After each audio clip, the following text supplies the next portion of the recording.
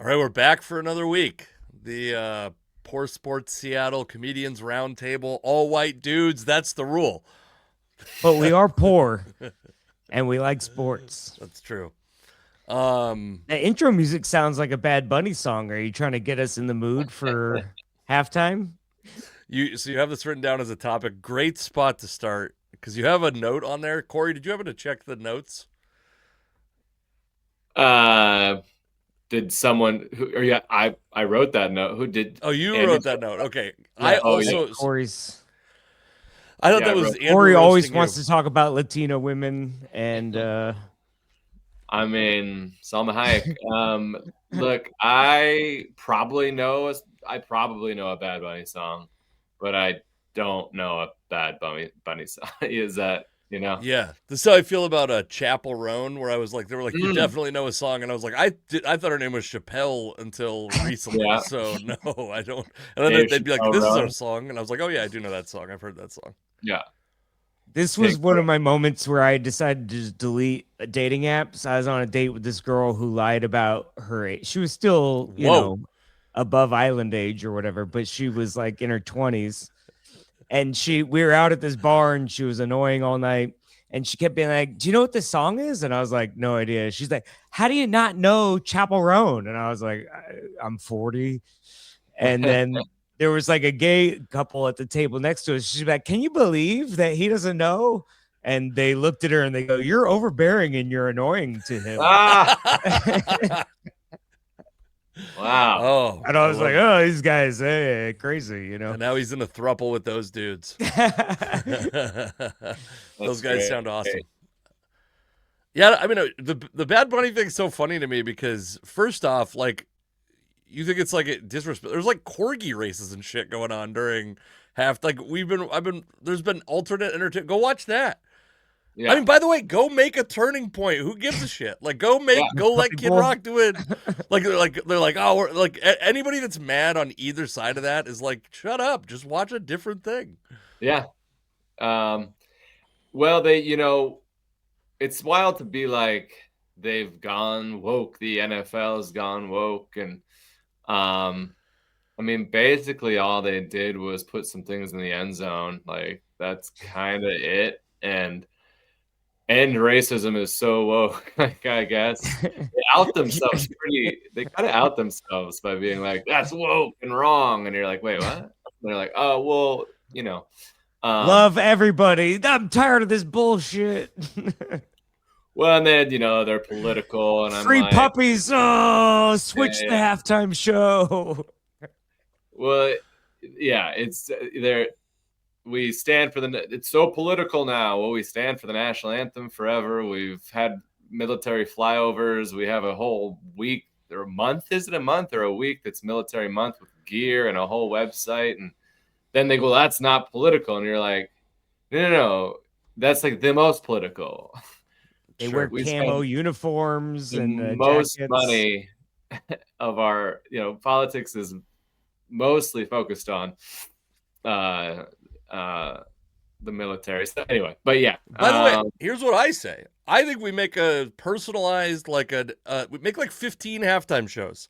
Don't make it a political thing. Don't make it a defiance. Just make it like, because those guys don't make any money anyway. Like, yeah, dude, Sure. let's just have Bob Dylan playing acoustic guitar for someone's halftime show and have Casey McLean, you should go live on YouTube. Go do during stand-up. the halftime show yeah, and we should have do a live 15-minute set. Yeah, I get bombed for 15 minutes at halftime. People also can't understand what you say, so it's like the same kind of performance. Like, we wish this guy would go electric too. Chair in this case, but The joke has been done multiple times, but they're mad they can't understand something, but they're gonna go watch Kid Rock do "Ba with a ba da bang da bang diddy diddy." Boogie. Okay, if you were at a Super Bowl party and they changed it from Bad Bunny to Turning Point USA, what would you spend the second half in the car? Would you leave the party? Would you start a fight? I would up jump the boogie is what I would do. Yeah. Well, I would need to see. I want to see the actual. That's what I want to see. So I'd have to find a way to go. They have another TV in the house somewhere, so I'd be watching it on that TV. And Pull out your and phone. I talk shit to them the whole second half. I don't know. I guess I'd. It's I don't know. Yeah, do your thing, but it's embarrassing to care that much. I think that's. But then I care enough to want to watch it, so I don't know. Maybe that's. So the last time the Seahawks were in the Super Bowl, I went to a bar and we just like rented out the back room and watched it. My friend at the end of the game, when Malcolm Butler catches it, I've told this story on a bunch of podcasts, but he threw a pint glass at the wall. Another friend of mine hawked a loogie on the TV. It was like a big emotional moment. The year before that, we were actually at Swanee's above Comedy Underground. It was like, by the way, last resort place. I watched it on a little tiny screen in a tiny booth up there with like a couple that my wife and I didn't even know. It's like really cool, a really cool communal experience. Swanee's was packed. I ordered a burrito. It showed up in the third quarter with like 100% rice and then like a small line of beef in it because they were just like overrun. They were not set up to have that place be packed.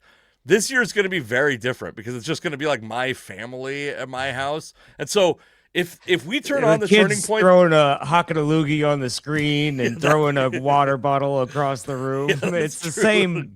It's the same environment as a loud bar with drugs, but same action, just less velocity on the throw and spit.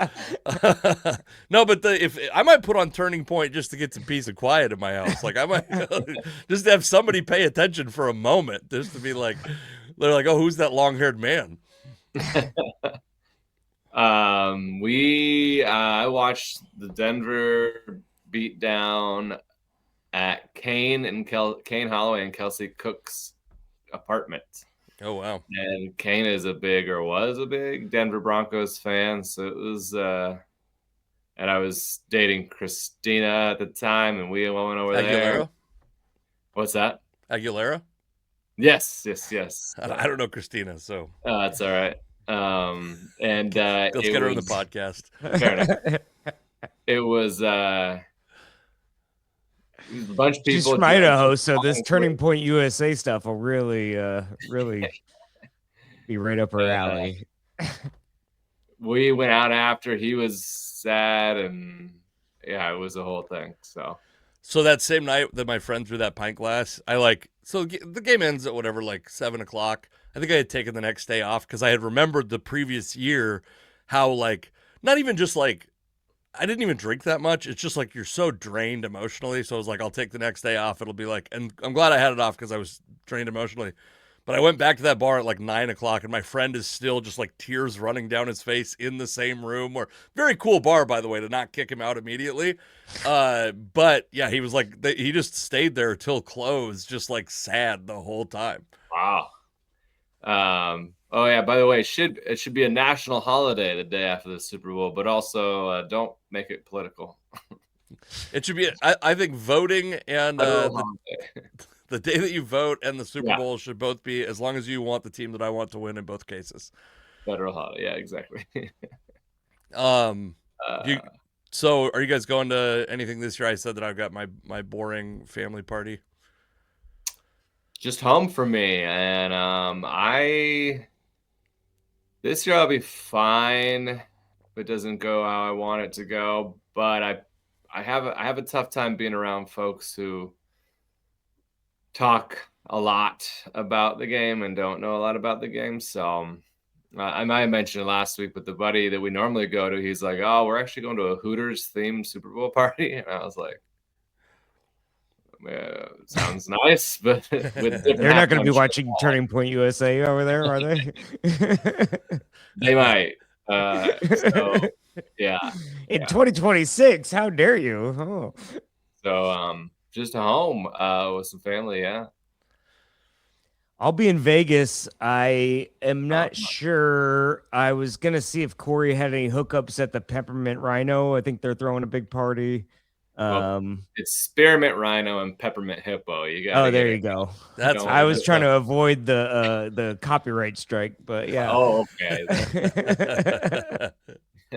I was just seeing if you knew the difference. Actually, I was trying to out you as a sexual predator, but you knock on the door every neighborhood you move into, so they're aware.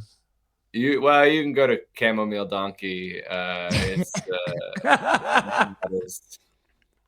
It's like it's different experience, but Take yeah, a I nap. got Yeah. funny. Yeah, Are you I do still think it's on your tough. mom? Yeah, I'm not sure if I just stay home and watch with the old lady, or Yeah, it might be fun to go to like a big sports book and watch sports people book. freak Yeah, out and just try to get like just try to be there for some kind of something. story that might some guy throws a beer at the TV. I don't know, whatever. But Right. I need some more excitement. So, but then you look at to like we're hosting this party. It's $150 for a chair, and then you're like, all right, do I just am I like Casey meeting random strangers next to me that are like, I also don't have friends or plans to go to, and we just watch the Seahawks score 40 points. That's cool, but Yeah. yeah. So I think it is annoying. I've threatened my family every year that I'm going to get a second TV in the garage so that because here's what happens. My mom Your comes wife's over. like, get a second bed out there while you're at it. My mom comes over. Everyone gets along at my house too well. Like I wish there was a little bit of animosity so they'd shut up and not talk to each other, but they start talking about stuff that has nothing to do with football, and I just keep turning the volume up to the point that I'm causing hearing damage to my children. And I'm Yeah. like, at some point, I'm just gonna put a TV in the garage for the people who actually want to watch the game because it's so frustrating to be. But yeah, I mean, I'm confined to boring home parties until my kids are of drinking age, and then we'll paint the town red. So How how old old are is your it? kids? 6 and 2. I got a little ways to go. Just a 11 couple more more years. years. Just 4 more Seahawks Super Bowls in the meantime. Fun. Well, I just yeah. It's gonna be a bunch of fire. There's always fireworks in our hood, so we got to get the cat ready for that. Drug it up. You and the cat take the same drugs. One One for for you, me, one one for for you. I put mine in cheese. What do you do? Fun. Are you a big Bad Bunny fan, Casey? Is this your first exposure to this much swag? Certainly my first exposure to this much swag. I will say that I am not familiar with Bad Bunny's catalog to the point that there's so many of these new guys like Da Baby, Lil Baby, Bad Bunny that I'm like, how did like rap names used to be like tough sounding and now they're like oh it's like Smooth Butt Cheeks is the name of a like I don't get the also for Bad Bunny to have a name in English and then all of his music is in Spanish is odd, but I don't care that all of his music's in Spanish. What should his singer name be? Margarita Jones or like? Yeah. It was about an hour and a half into Happy Gilmore 2 until I realized that's what I was watching was Bad Bunny. So I don't. Wait, who was Bad Bunny in Happy Gilmore 2? Oh, he's the caddy. Oh, yeah. See, that's Wait, that's right? a Chapel Roan thing where I'm like, I don't. None of this means anything to me. Maybe I'm wrong. I better look this up, but I'm pretty sure. Comedian Mike Hansen has an early prediction. He's beating us to the predictions. Oh, he didn't say which way though, did he? He did not. He might have been talking about his like a new hairstyle. He's just trolling me. I don't. Yeah, I mean, but I don't have a problem with. Here's what I realized a couple years ago when they put Dr. Dre, 50 Cent, and Eminem on the halftime show. That was like a farewell to me and my music taste being relevant. It was like one final nod, and then we're gonna go with younger shit from now on. Don't even worry about it. Don't even think about it. I'm not mad at Bad Bunny. I'm not mad about Bad Bunny at all, and it's certainly not because he only sings in Spanish. I would not have probably watched the halftime show regardless of who it was, but it is like does make me feel old when I'm like, oh, this person who I can't name a single song of theirs is the guy. I feel like my parents. Well, when we react to that like mature adults, and yeah, and just go, oh well, we're old. We're the same age as old people now, I guess. So that's fine. I mean, the Rolling Stones, should they do it again? You know, like they're about to be in wheelchairs. They're literally going to be the Rolling Stones. The Rolling Wheels. Yeah, for sure. It's just I thought Bad Bunny was a goth Playboy model. All right. Mike Hansen trying to put jokes into the chat. At least someone's Yeah, trying. Bad Bunny, whatever. I don't have fun and do you guys watch commercials? Do you mute them? Do you watch them? Do you? For the my Super normal Bowl, I life- might unmute, yeah, but in my normal generally life, a muter. watched a commercial in 10 years, probably. But I will watched watch like a YouTube compilation the day after, but I'm They're already coming out now. right. That's odd. it's like Black Friday is now Tuesday or whatever. So Inflation. Tariffs. Are you guys betters? You gonna place bets? I had a bet at the beginning Better of the than you. postseason. I think I put a bet about week 15 that the Seahawks were going to win the Super Bowl. So I have like pretty good odds. I think it's like even then it was, I don't know, 12-1 or something like that. So I stand to win like $100 if they make it. I'll bet anybody. Like if I know our friends that are Patriots fans are all these like principled gamblers all of a sudden. Like I don't gamble on my team actually. So I actually never have gambled on my team. Well, for some reason they have mid-Atlantic accents too. From like, Jay Hollingsworth, I'm talking to you. Speaking of, yeah, I mean, I'll gamble with anyone that wants to gamble with me. I have a almost unlimited budget on what I would bet on this team. Not to spoil my prediction later, but I think it's good money to put money on the Seahawks. Do you guys have any bets? Squares. I do the squares, and that's fun. And but that's not in person because we don't have enough people at the party to do it in person. So it has to be virtual with other people elsewhere. So you got some squares I can buy? You need me to buy some squares, Corey? I'm itching. All right. I'm itching to gamble. Well, what are the best money on numbers on squares? Right? What are 0, 1, 3, 4, 7? I mean, I would imagine 3 isn't even in that. It's probably 1, 0, 1, 4, 7. And 3 is probably in the next 3, tier. 13, because it's at the end of each quarter, So is this pie? What's going on over here? Do you not know the squares? I guess Andrew's never had a real job where he oh yeah, camaraderie with his coworkers. Sorry, I didn't work at an auto body shop for 3 years before. You're not going to be able to get to 9 in the first quarter. Probably. Yeah. 8's probably not happening in the first quarter. 6 could. 5 isn't happening in the first quarter. 4 isn't happening in the first quarter. Maybe 4 could happen in the first quarter. 3 could happen in the first quarter. I imagine your worst ones are like 2, 5, and 9. I would guess probably 2 and 5 are the worst, and then 9's next. Yep. I've never won any one of those. I worked in a box factory for 10 years. We did them every year. I bought multiple squares, never won one goddamn time. I worked at a box factory after I got divorced. All right. Set him up, knock him down. Not a very productive employee is what I heard. Here's my Super Bowl bet strategy. So I'm looking at the MVP bets because someone has to win MVP. It's going to be a quarterback or a wide receiver generally. Yeah. But if you take $20 and put it on DeMarcus Lawrence, you can win $2,000. Yeah. If you take 20 and put it on AJ Barner, $2,500. Ernest Jones, $2,500. Reek Woolen, comeback story of the year, $20 into $4,500. So what about, take $20, spread it out across 10 or 15 different little squares. And if somehow some crazy game like Malcolm Smith or some, crazy interceptions or because they want to do the storyline.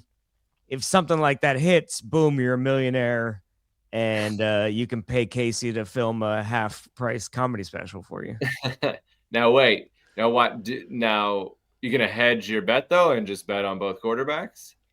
Well, that's the interesting idea. So now it's like, how far do you take it, right? Because the Sam Darnold... Was he 2, 3, 4 to 1? I just want to say this before we get further into this. If anyone out here is listening to Andrew for gambling advice, please fucking don't. Like the guy can't do math. Like let him talk, but please don't take this as any advice. I can't take the liability He's bet on the anymore. election. DraftKings should sponsor me. Honestly. By the way, I cannot believe I forgot that you revealed last week that you lost money gambling on the election. What a fucking time to be alive. Yeah, well, $10,000 seemed like a good idea. Listen to my great Super Bowl odds, okay? Okay. All right. They're eating the dogs, and then you're like, oh, people will surely vote for that guy. This seems. There's no way. So The problem is, if you'd have to bet $1,000 on Sam Darnold to win like $1,000. So you could bet $1,000 on JSN and turn that into $5,000. But I think the Super Bowl MVP props are where it's at because it has to happen. Darnold is like, what are they, plus 115? Oh. Yeah, so that means you got to bet $115 to win 100. Right. So it's not even 1-to-1. Like you're not even getting your money back completely. I thought maybe he was like 2-to-1 or something, and you could like hedge. You can't really hedge. Yeah. Well, all right. Well, it turns out the Vegas sportsbooks know how to make money. They know how to take in money in a way that. Yeah. But Nick Emanwari just sprained his ankle. If he gets he's a guy that's capable of a sack, a fumble, a pick. Yeah. You know. I will say on that front, I was listening to Brock and Salk today, and they had Kobe Bryant on, and they asked him, they were like, "How's Nick doing?" And they were like, "Oh, he's fine. He'll be all right." And I think I saw another thing that was like kind of downplaying whatever injury worries that people had. So I know there's some Cam Chancellor flashbacks that people are having. Yeah. That it doesn't sound like it's going to be. It's already been announced as like a low ankle sprain.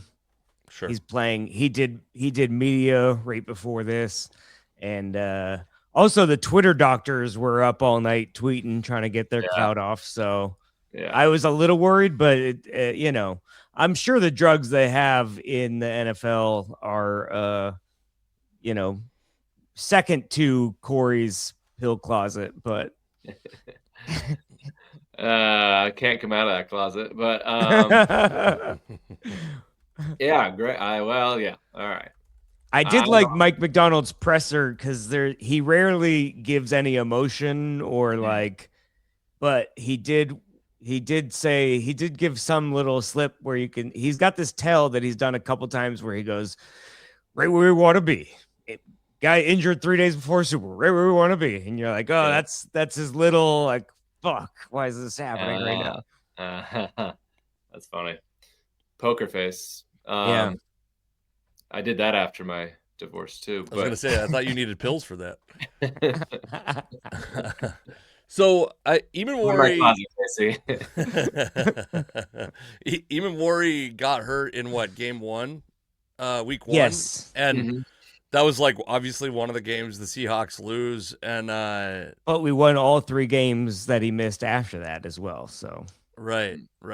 But the defense is certainly, I think, turned a corner. Maybe not specifically because he turned a corner, but I'm sure it didn't hurt to have a guy who's all over the field and plays almost all the downs. Yeah. I'm going to, hold on, I got to put, Mike Hansen says, remember when Casey told me he really didn't want to draft Nick? Here's what I said. I didn't want to draft Nick Emanwari in the first round, and they didn't draft him in the first round. That's I didn't want him with that first pick. I also, by the way, I will say I was not thrilled about them taking a guard that high, and Gray's Abel's been incredible. So I've been wrong about draft picks before. I also thought Aaron Curry was going to be great. So who am I to I'm like Andrew's level of expertise, What's your prediction on the election coming up? We have an election coming up. That's how you feel about the draft? I just got a ballot in the mail yesterday. I don't even know what it's for. I'm like, what? It's February. That's actually a jury summons. My wife told me that I have to vote yes on the teacher thing because she's a teacher. Right, otherwise, just always vote yes on the teacher stuff. Is this lowering the age of consent for students, or what is the teacher thing? No, Corey's not a teacher anymore. Yeah. I did see a article. Somebody got busted recently, even though the student was 18, because you have to wait 90 days after graduation. Is that a rule? I that don't know. Corey's familiar I have with. no idea. I don't know. I didn't Google that. I don't look it up.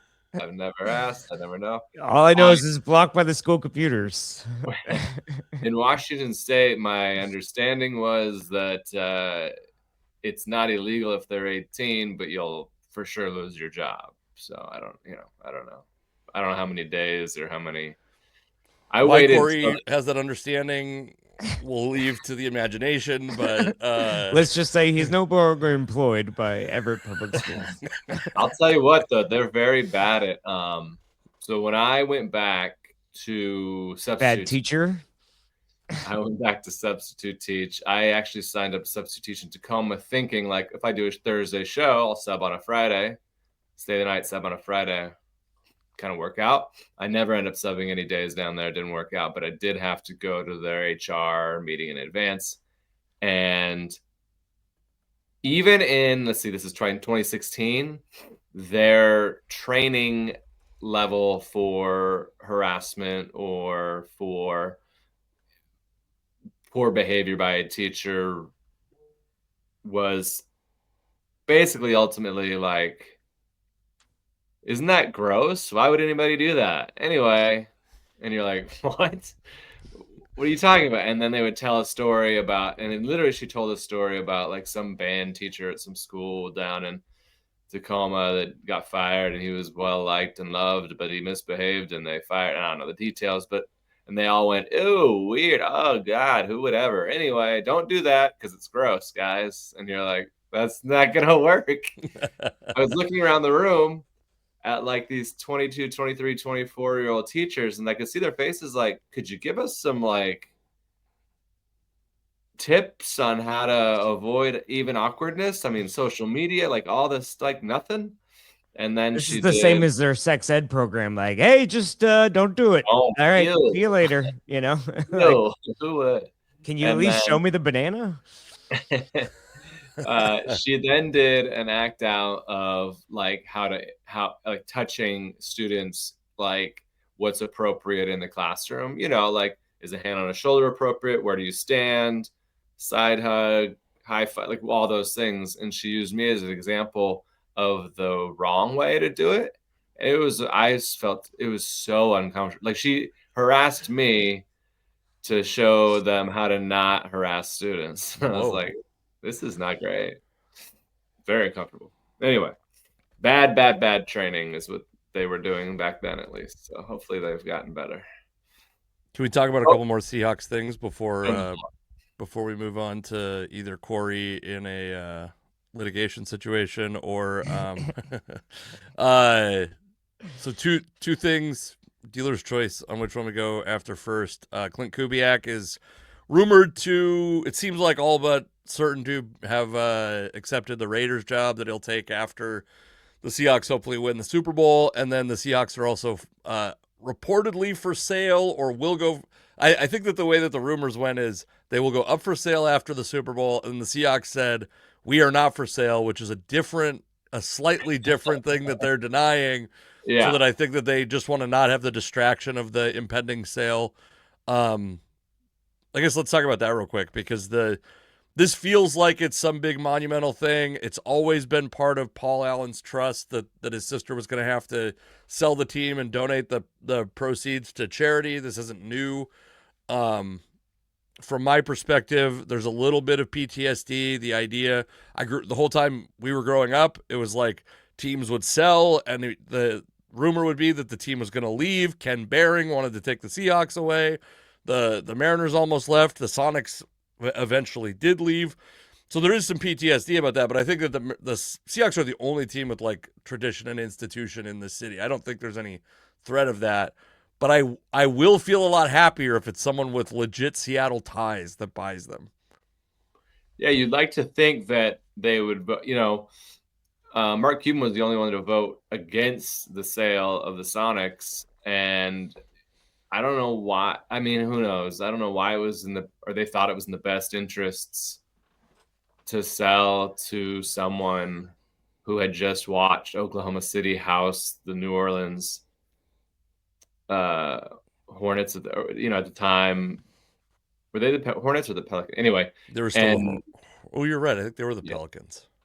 Anyway, and watched his city love them and saw dollar signs, and then let's and so nobody voted. So you'd like to think people would go, no, like you don't, no, you're not selling it to that, but that would be crazy. I mean, I didn't even. I mean, what What? cities are looking for a team? I don't even know. I haven't even thought about I that. mean, I'm sure every city, every major city that's got Sure. the ability to build a stadium, I don't think there's any realistic shot that they get moved. But I think that like we've been very lucky to have Paul Allen and then Jody Allen, like people who were dedicated to, especially Paul Allen, dedicated to making a Super Bowl contending team, dedicated to making Seattle a place where players wanted to come play. Yeah. I would like to see that same enthusiasm. Mark Cuban's a great example. Like if you're a fan of a team, you want a Mark Cuban type owner. That's the kind of guy you want. You don't want the whatever the dude is. The dude that owns the Cleveland Browns? Is it Jimmy Haslam? Like you don't want that. You don't want Paul Brown, the guy that owns the Cincinnati Bengals, which they should switch teams, right? Like the Browns should be owned by Paul Brown, and they're both in Ohio. They're like a couple miles apart from each other. But you Browns don't are want also orange for some reason. yeah, it's all it's no good. Everything about that you don't want, but you don't want like the Mariners standoffish ownership group either. I think the Mariners are less cheap than they're blamed for. Mm-hmm. I don't think they're cheap in the way that the Bengals are cheap or cheap in the way that the Browns are cheap. But yeah, you'd rather have a Mark Cuban for sure than one of those other. That's what you want is an owner who's maniacally dedicated to winning a championship. Yeah. So you want Jeff Bezos to buy the Seahawks? I want a guy who's so dedicated to a thing that he purchases. He's done at the Washington that Post that you're a big fan of, and you see all a these guy that will reporters never do anything to hurt the product. Getting laid off in the middle of a war zone in Ukraine or Cleveland. Just these bombed out, depressing cities and just leaving reporters to die. No, I'm actually, in light of recent news, I'm reviving the Bill Gates Please Buy Our Franchise movement. At least he'll, Our local billionaires are having some problems. At least his medicine cabinet's better than Corey's,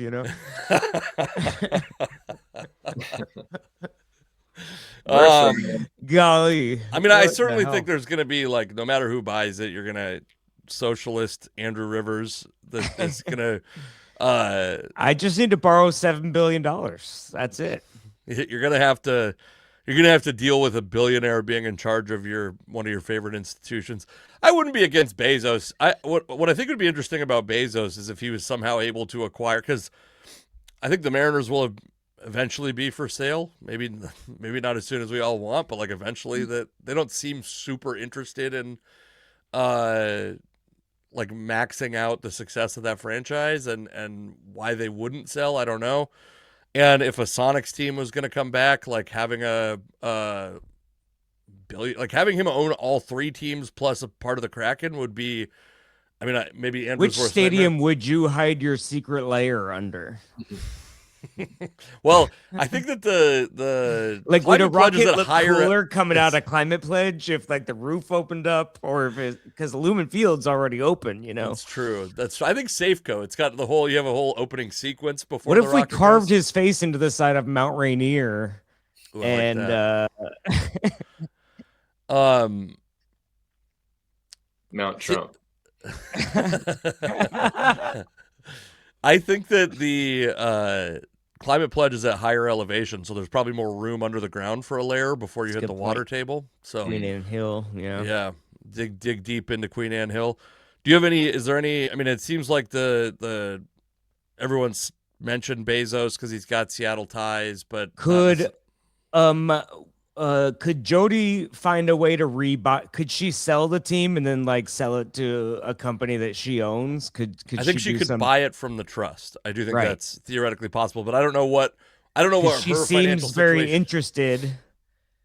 Well, I'd be stoked about that. She's been obviously like a good steward for the team since Paul Allen died.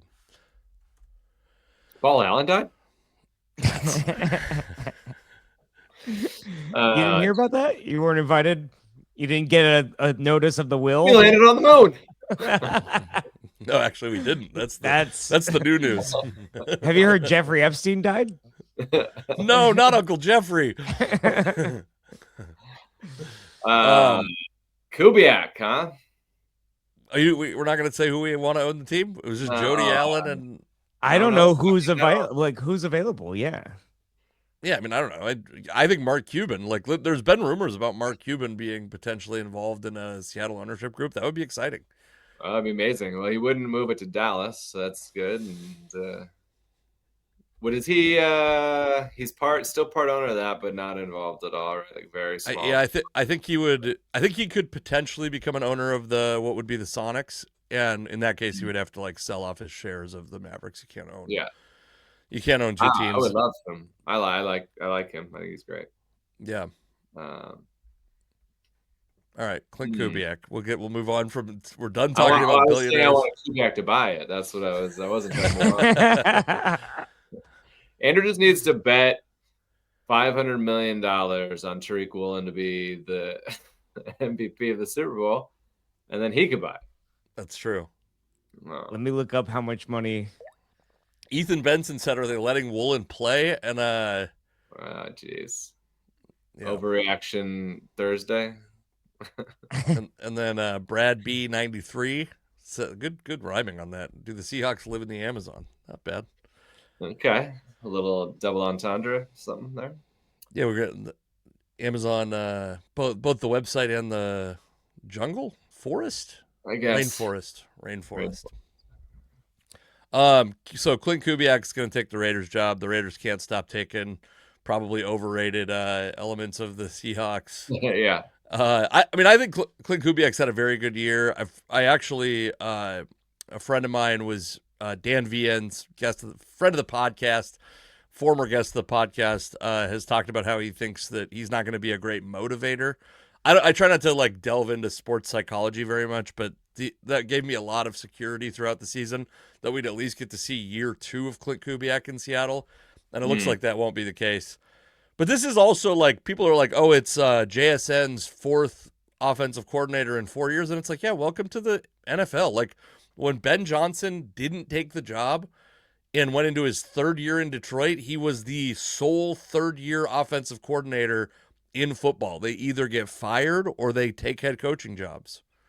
And then, I mean, speaking of him, that's what I mean. Obviously, that's the worst case scenario.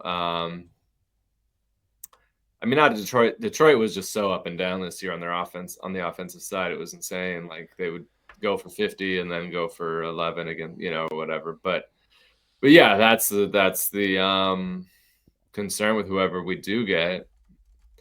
That's why maybe an internal candidate isn't so bad.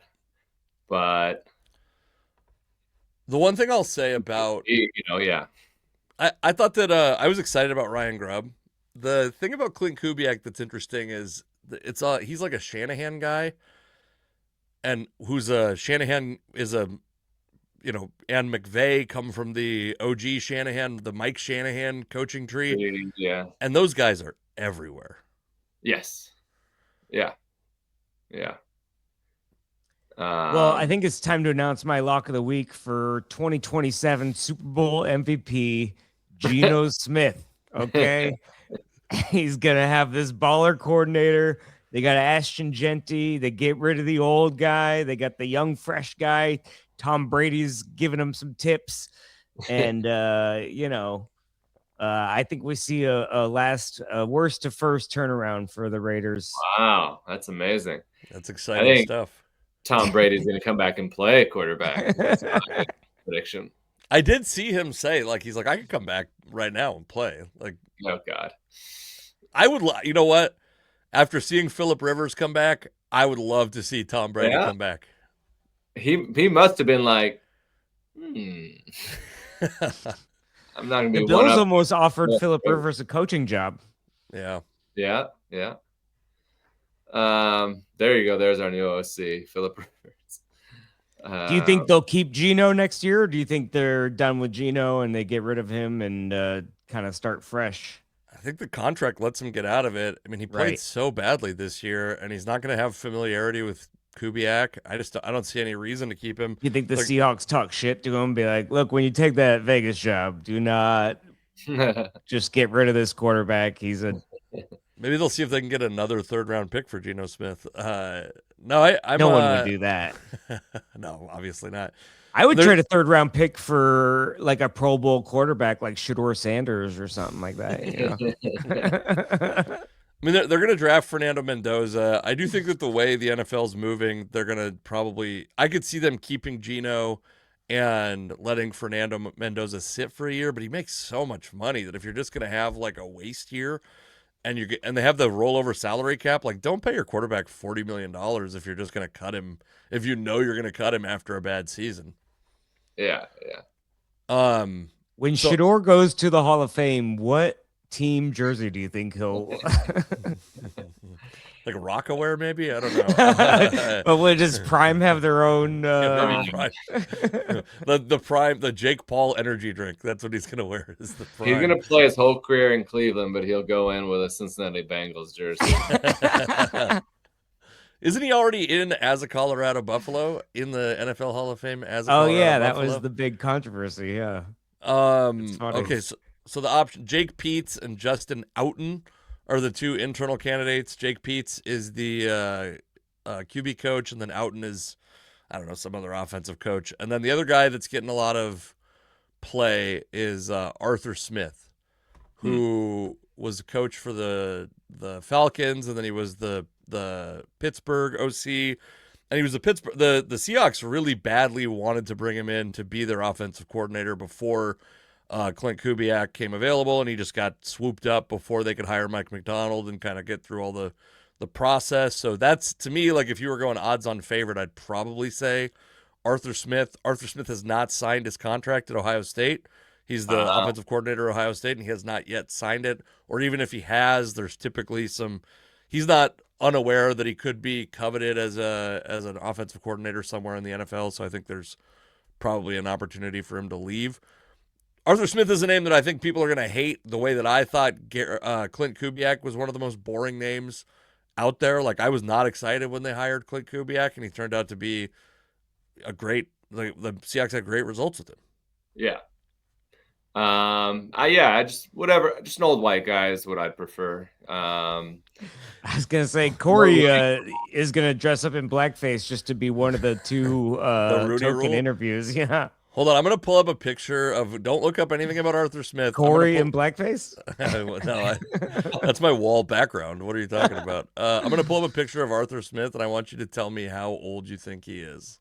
Okay. Let's see if I can do this. This is good. I like it. Let's... Well, yeah, so he's probably younger than me. I call him an old white guy, and he's. Hold on. Let's see if I can do this easily. Can you guys see Arthur Smith? Yeah, he's got zoom in a little bit. Zoom in. hold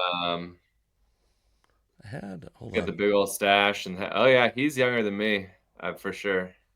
Wow, he does. Well, he looks judging old, by the right? hairline, yeah. He looks older than me, right? Come on, but he is younger than me, isn't he? I had a moment with Arthur Smith where I was like, he's got to be like 60, 61. Yeah. He's 43. He's 44. Oh wow. Okay. I wouldn't. Yeah. I would certainly sleep with Corey before Arthur Smith is the point. Thank you. You're more accessible to me, but Yeah, it'd be easier. Get in that pill closet. All right, he's not that old. I don't know. There's quarterbacks older than him. So he hasn't signed. Now wait, he was. I'm a little behind. He was Ohio State's coordinator last year as well. He was Pittsburgh's You knew that coordinator last year, and then he Oh. agreed to take the job at Ohio State, but I has yet see. to sign the contract. I see. So one of the things about this is it's really bad in college sports, but I don't understand why they don't just give it a minute to I don't know. College, I think you have Give no one a minute. time. especially college, like wait till the championship game is played, and then people are Ole Miss. Kiffin's leaving, and then they're playing without their head coach. It's just like, why? Well, yeah, he didn't even wait for the playoff. Like he didn't even coach the No. playoff. Didn't Yeah. even make And the then playoffs at all. Michigan coach didn't even finish his season for whatever Well, reason. he did finish it. Yeah, just give these guys a break. I relate to this. He finished it with a bang of sorts. Yeah. But anyway, that's another conversation for another day. Arthur Smith, sure. I don't know. Is Pittsburgh's offense? I don't know. That's not promising. I think you Another just need a professional offense. Like you just need a league average offense with good players to become above average offense. Like I don't think any of the stuff Seahawks are doing are incredible design wise. I mean, obviously they are, but you just get some exceptional blue chip talent that can, the NFL, their whole job, they say, is like, my job is to get you a one-on-one matchup. Your job is to win it. You know what I mean? So, give me boring white guy for 500, Alex, and just get these baller pieces in the right spot and let them do what they do. I'll throw a couple more names at you this is where you get into like my nerdiness. There's a guy named Grant Yadinsky who was, he coaches in Jacksonville, does not call plays. But he was with Minnesota last year, a guy that was kind of in the running for the Seahawks offensive coordinator job. Yeah, I remember that name. Mike Kafka was also in the running, and the Giants promoted him from like offensive assistant to offensive coordinator to make it so that he wasn't allowed to interview for the Seahawks job. He took a job somewhere, but I don't think it's a coordinator job. Yeah, so there's a bunch of these guys, the boring white guys. There's the boring West Coast offense, white guys, like play action, under center offense, zone blocking, run game, like that type of guy. There's a lot of them out there. That is the one thing I will say. Like having a super unique offensive coordinator like Ben Johnson, really hard to replace that guy. Detroit really struggled. Yeah. The guy that I wanted was Mike McDaniel, the guy that ends up going to maybe just to get Dan Soder out here more, and to also have Dan Soder, who's a San Francisco 49ers fan, have to watch his best friend coach in Seattle. That would have been fun. But he ended up, like you said, Corey, he got a job very early in the process, OC for the Chargers. But there's a ton of those disciples out there, so I'm with you. I love Disciple. That's triggering, actually. I love Disciples. Christianity days, the Disciples. Okay, well then, last thing we're going to talk about, or maybe not the last thing, but the Mariners made a trade. Mm-hmm. They traded.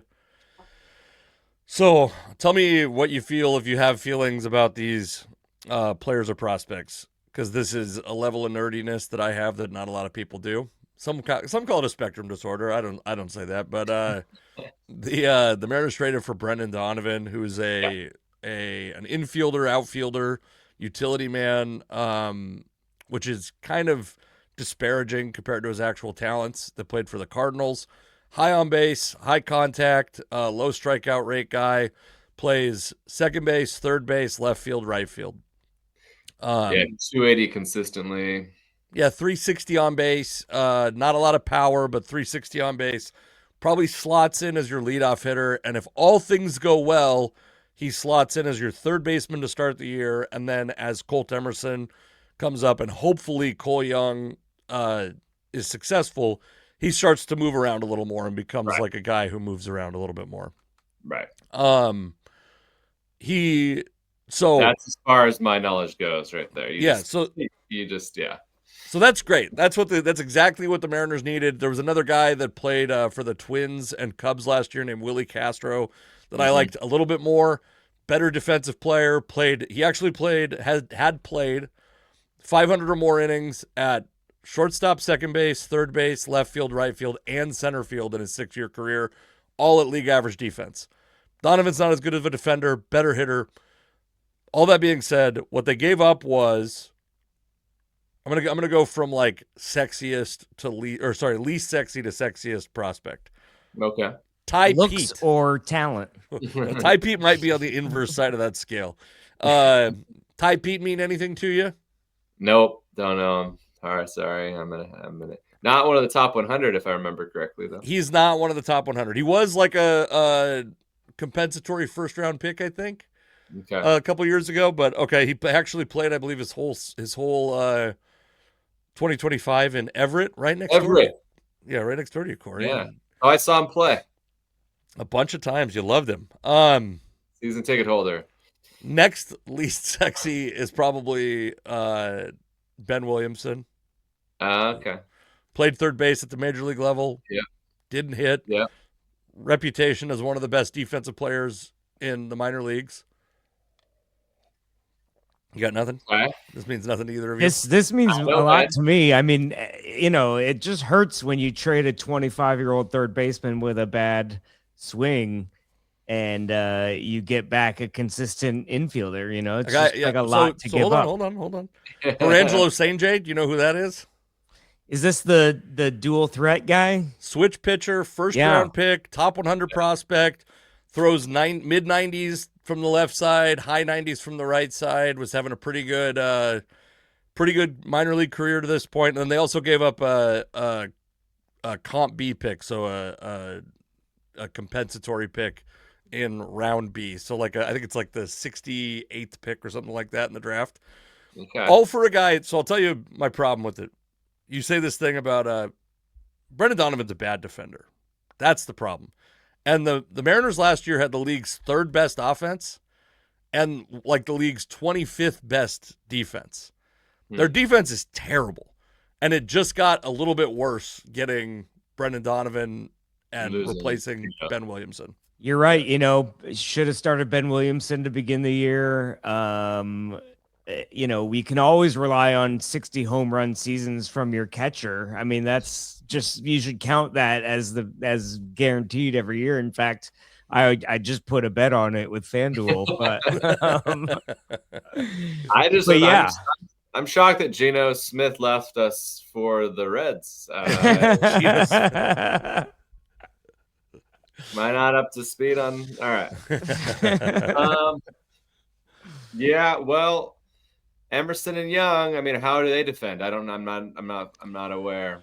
So, Emerson, when he was like drafted, defense didn't seem good, and most people thought he was going to have to move off a shortstop. And then in the last couple of years, the scouting reports are that he's gotten a lot better, and that he probably can stick a shortstop for a little while. That's the real problem the Mariners have. Their biggest problem isn't really third base; it's the J.P. Crawford is like the second worst. Over the last 3 years combined, he's like the second worst defensive shortstop in all of baseball. And it's he's only signed for one more year. I think it's going to be hard in the clubhouse.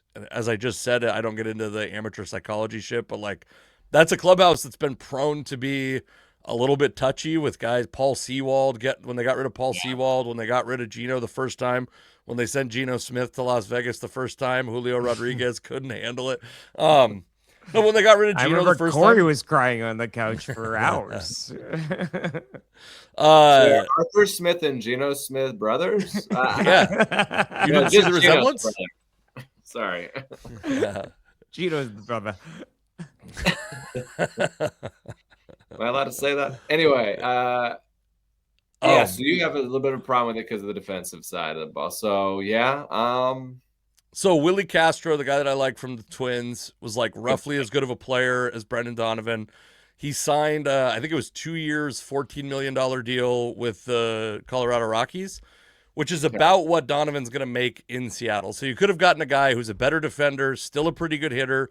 Donovan's left-handed, can't handle left-handed pitching. Hits really bad against left-handed pitching. Lineup is super left-handed, especially the infield is super left-handed. Castro was a switch hitter that had like even platoon splits. I thought he was a better option. If he didn't want to sign here, he didn't want to sign here. Like we don't know anything about that. So he might not have wanted to sign here.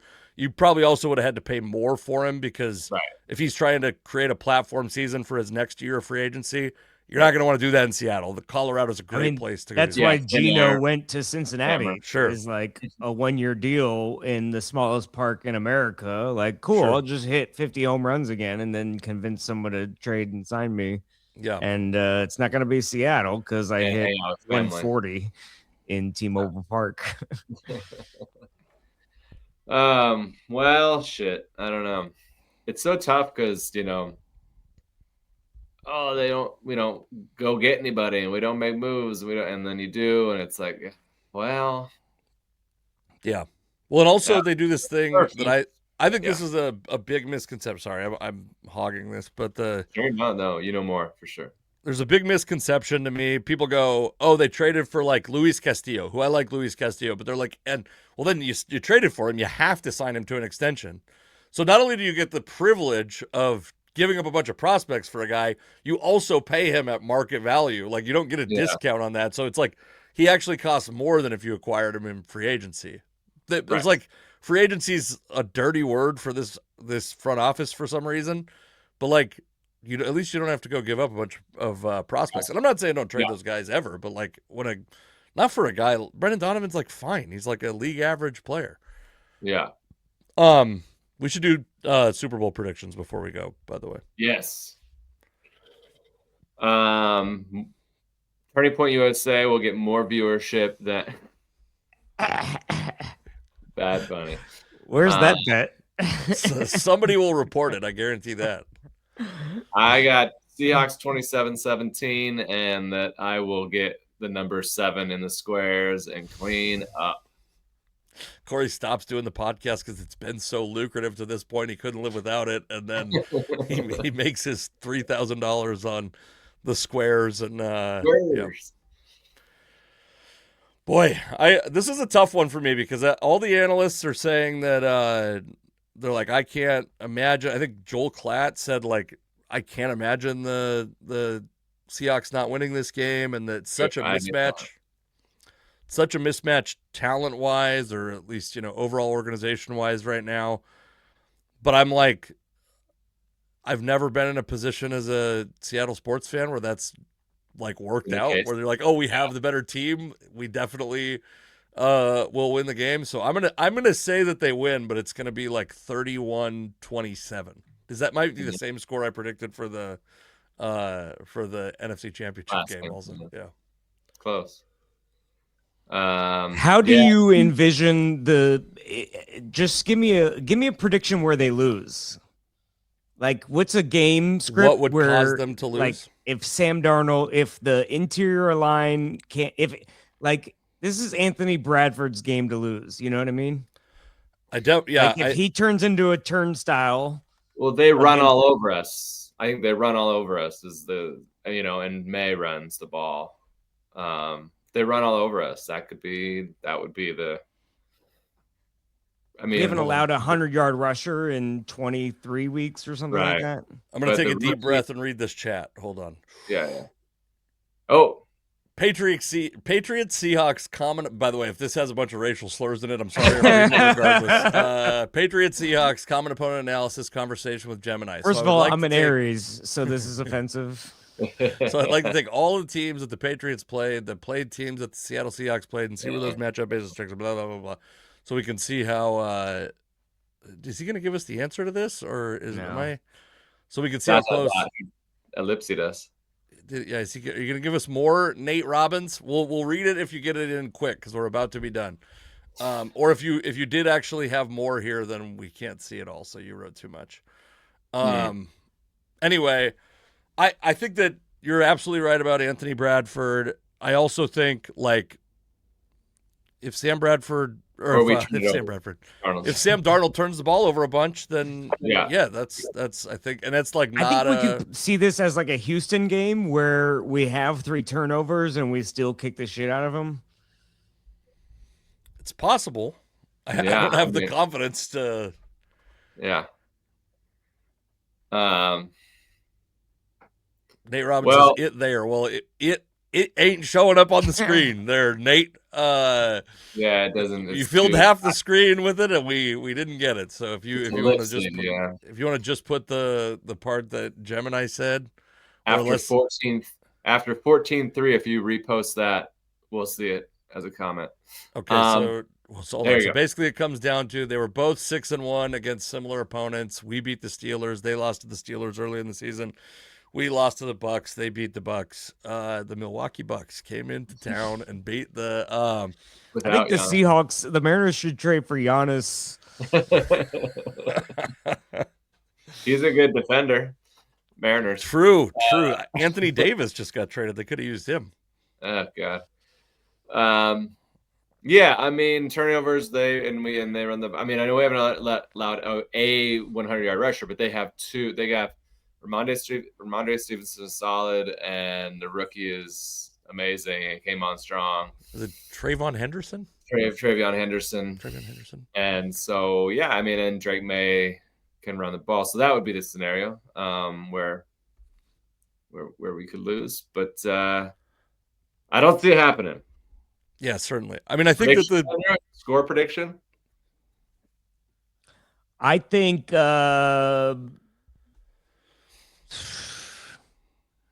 like 28-15. Okay. 15. What do you got? I 5 don't field know. goals? What the fuck? He's got 5 in the squares, so he's. So, yeah, you sound like my wife. I think right AJ Barner 2 touchdowns. Oh, 1 via tush push. okay. And he's our for Super Bowl 46 to 1 MVP. odds. I love it. I like how Andrew's so easily corrupted that his horrible bet is like has defined his entire prediction. Well, Andrew thinks that they're gonna. Well, I'm trying to get to the. He thinks they're gonna score a touchdown and then go for 2 on their second touchdown late in the game. It sounds like to get to 15. Mike Hansen says 31-6. Shaheed opening kick return. I mean, what a fun game that would be if Shaheed became the Percy Harvin of 2026. One team is looking for a new offensive coordinator. One team is keeping all their coaches. Let's just put it that way, okay? Maybe it's Maybelline. Well, maybe it's Josh crack McDaniels, cocaine if you think the Patriots stand a goddamn chance against the Seahawks. I hope this gets popular enough that if they lose, somebody clips that and ruins your life with it. But yeah, I mean, I will say that their offensive coordinator is Josh McDaniels, so he's more videographer than coordinator at this point, I think. He's been fired from more jobs than Shedeur Sanders, Pro Bowl quarterback, has touchdowns. So okay. All right. Where are you guys going to be in the Northwest coming up? Oh, we eat them claw this Saturday. Everett on Valentine's Day. Bremerton in March. February 21st, Renton IKEA Center, Performing Arts Center. I just thought it was IKEA for a second. That would have made me forget. Yeah. I'll be eating Swedish meatballs in the going, fuck your couch. That's what the Seahawks are doing to the 49ers. We're in their house, just stomping our feet on their home. Roger Lazola put on his story, never forget, and then the interception. I'm like, oh, that is reaching for something, just something to. Anyway, I just ran into him at Tacoma last night, and he was going, what are you gonna do? And I'm like, Speaking of Tacoma, I will be at Tacoma Comedy Club opening for Nick Thune, Seattle comedian, Seattle native comedian, on February 16th. Helium Portland with Gabe Rutledge on February 24th, and then Washougal. I'm back in Washougal, Washington at Smead's Pub on March 12th, and then Woodinville, Washington. Shit, I'm all over. And then guess who's opening for Chris Kattan at Tacoma Comedy Club, March 6th, 7th, and 8th. Ooh, the great Chris Kattan. I'll be doing 40 minutes in the middle and selling $2,000 worth of t-shirts. I love it. And I'll manage to be jealous. Ask Nick Thune if he comes back to Seattle for Thanksgiving for me. All right, I'll see what I can do. Corey's looking for a Thanksgiving table, a meal to just hang out with. Looking for a new family. All right. We could get him 2 nights of work, so maybe I'll come see. Is it a Monday night that he does? It is a Monday night, yeah. Yeah, Ooh, Sunday. What date is that? Maybe I'll February come down. 16th. February Sunday 16th. he's doing Emerald City, I think, right? Yeah. Yeah, he's doing. Yeah. He's doing. Okay. Yeah. Nate All right. Robbins to close out says, number 20 Valentine's Day. Comedy shows are always a hoot. I mean, take your woman to a comedy show so the people can make fun of her. What better time? Man, Nate, we got to get you like Chat GPT to put this into correct grammar, but I like you, Nate. You're a good man. Some of the Corey stuff doesn't that do crowd work, so it's fine. All right. Bye, everybody. Go Seahawks. Woo!